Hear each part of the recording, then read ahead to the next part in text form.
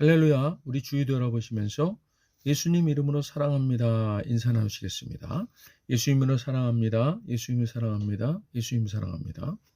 오늘은 요한일서 2장 5절로 6절 말씀을 중심으로 가장 빠르고 효과적인 전도와 선교, 이와 같은 제목으로 말씀의 은혜를 나누고자 합니다. 사랑하는 여러분, 우리의 모습, 우리가 살아가는 삶의 모습이 어느 정도의 영향력이 있다고 보십니까? 우리가 생각할 수도 없는, 상상할 수도 없는 기적의 영향력과 별로 힘이 있을 것 같지 않은 그저 이 땅에서 하루하루 살아가고 있는 우리의 삶의 모습 중 어떤 것이 더 힘이 있을까요? 마가복음 6장 41절 44절 봅니다.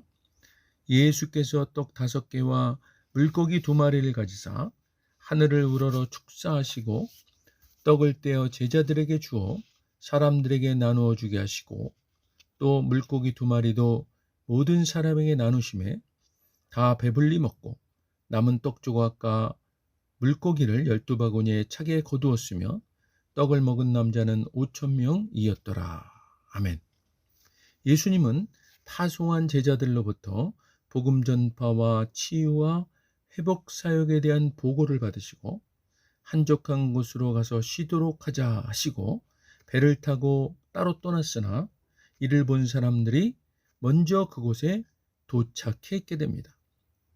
이 게네사렛 호수 동쪽 해안지대에서 이들 목자 없는 양 같은 무리를 보시고 스프랑크니조마이, 창자가 끊어지는 고통을 느낄 정도로 불쌍히 여기시는 마음이 되셔서 그들을 가르치십니다.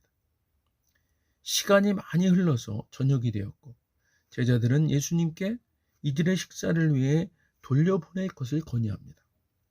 이때 주님께서는 제자들에게 이들의 저녁을 준비해 줄 것을 말씀하십니다.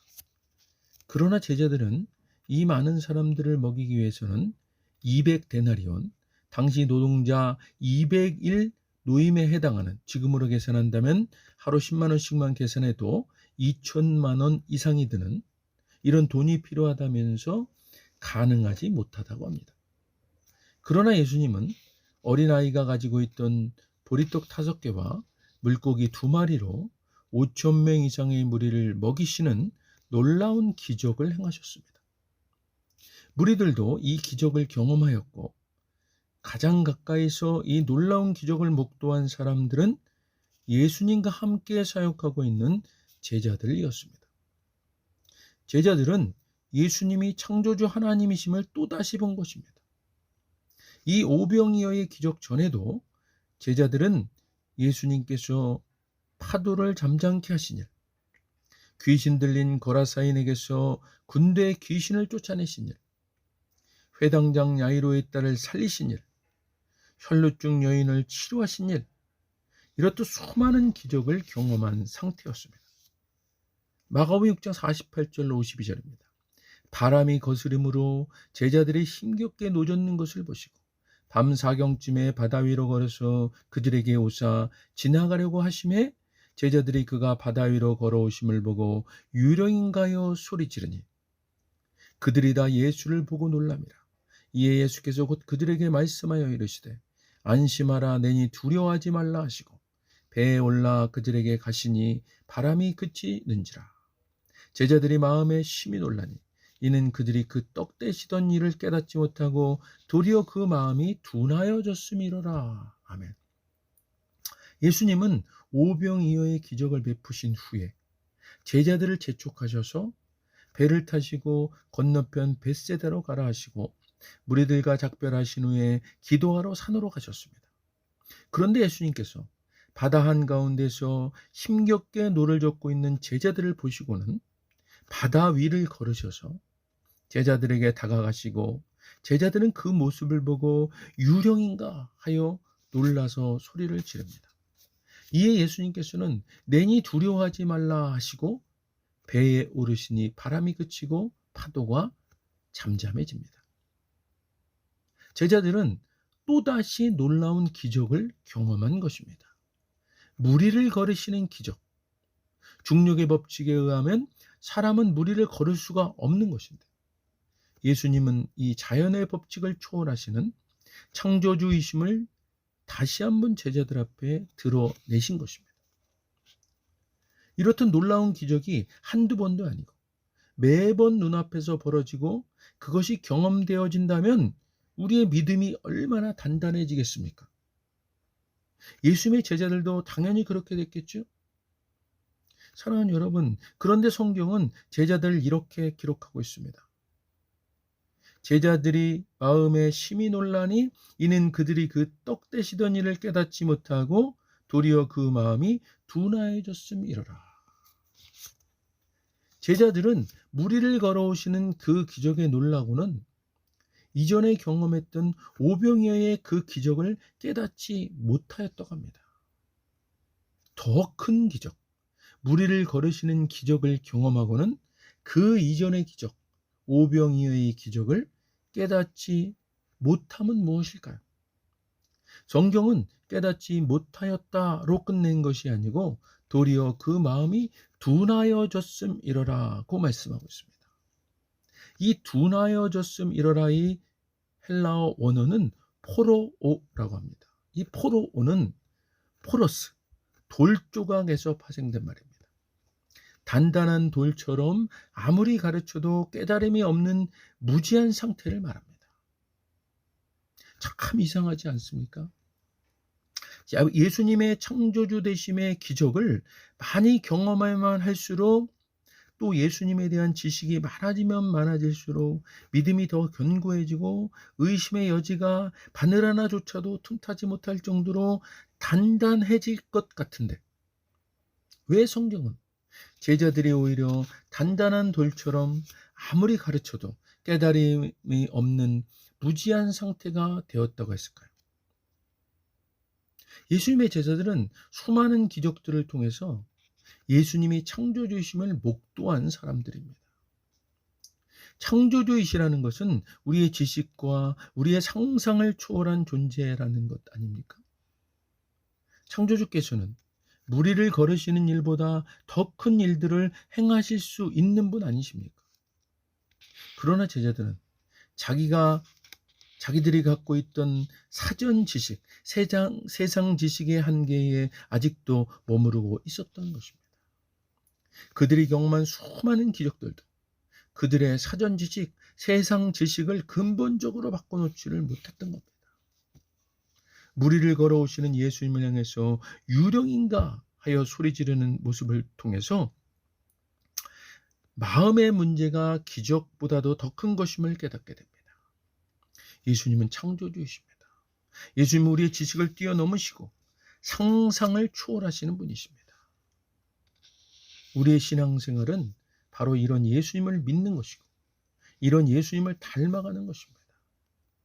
우리의 삶에 놀라운 기적들이 차고 넘칠지라도 이 기적들이 우리의 믿음을 성장하거나 진복케 하는 것이 아니고 믿음이 먼저입니다. 믿고 난 후에 믿음이 성장하고 발전하는 것입니다. 믿음을 위한 지식들도 믿음 후에 그 힘을 발휘하고 발전케 되는 것입니다. 그리고 이 믿음을 갖게 하는 마음의 상태가 먼저입니다.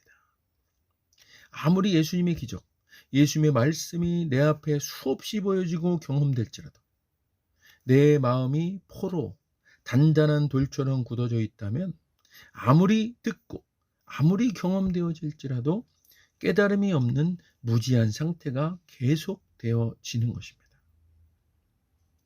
예수님의 제자들도 기적을 보면서 말씀을 들으면서 자기들의 사전 지식 때문에 이게 뭐지?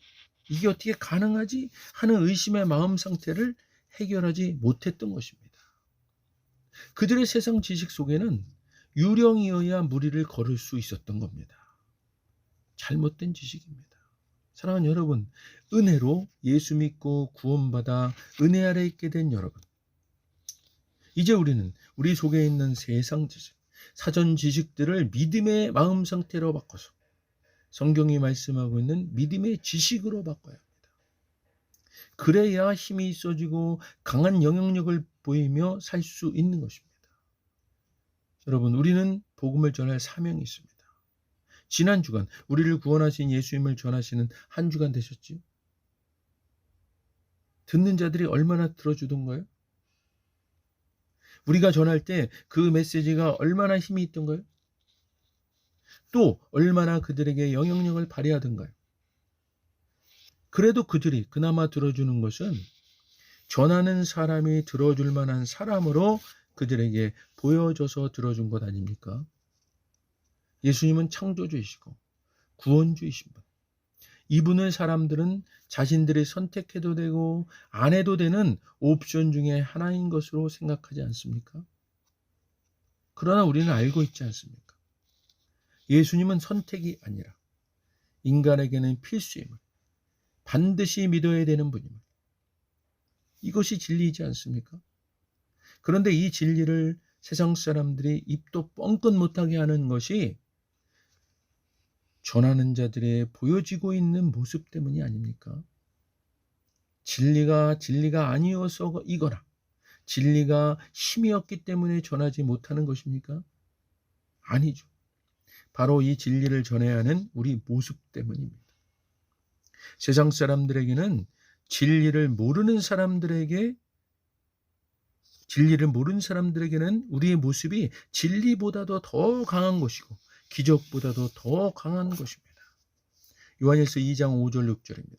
누구든지 그의 말씀을 지키는 자는 하나님의 사랑이 참으로 그 속에서 온전하게 되었나니 이로써 우리가 그의 안에 있는 줄을 아노라. 그의 안에 산다고 하는 자는 그가 행하시는 대로 자기도 행할지니라.